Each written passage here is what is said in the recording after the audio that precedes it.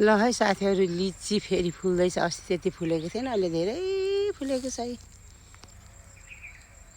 अनि यो मालदा आँप पनि फुलिरहेको छ। हेर्नुहोस् कति धेरै, अस्ति फुलेको थिएन, अहिले फेरि रास फुलिरहेछ। ल यो बम्बई आँप अस्ति त्यति फुलेको थिएन, अहिले धेरै फुलिरहेको छ। र यो आँपहरू पनि सिजनको फुल फुलेर फल लाग्दो रहेछ साथीहरू।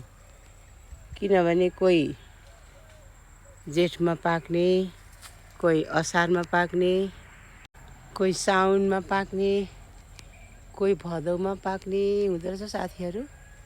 यहीँ सानो बोट पनि फुलिरहेछ कति धेरै। ल साथीहरू, हामी कहिले पनि फलफुलमा औषधि छिर्दैनौँ हैन, किनभने मौरीहरू कति मर्दो रहेछ। त्यो मौरीहरू त फसाउनै नपाउने, मरेर खत्तम। यो औषधि छिटेको फुलमा आएर बस्ने, रस खाने, मरिजाने कति धेरै। त्यही भएर हामी चाहिँ कहिले पनि फलफुलमा औषधि हाल्दैनौँ। र औषधि फलफुलमा नहालेकै बेस लाग्छ मलाई चाहिँ। तपाईँहरूलाई चाहिँ कस्तो लाग्छ? किनभने यो फलफुलमा औषधि छिट्दाखेरि किरा त मर्छ, तर फेरि अर्को साल त उत्तिकै बेजोड भएर झन् किरा आउँदो रहेछ। अनि बरु फेदमा पानी लाउने, यसो आगोहरू लाएर मुनि फेदमा किरा डढाउने। अनि यो फलफुलको रस बरु मौरीले खाओस् भन्छौँ हामी चाहिँ।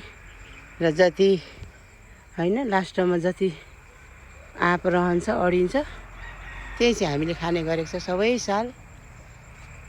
तपाईँहरूलाई कस्तो लाग्छ यस्तो कुरामा? सहमत हुनुहुन्छ कि हुनुहुन्न भन्नुहोला।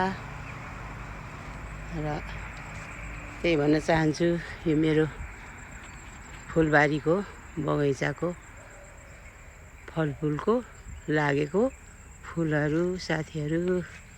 र कमेन्ट गर्नुहोला।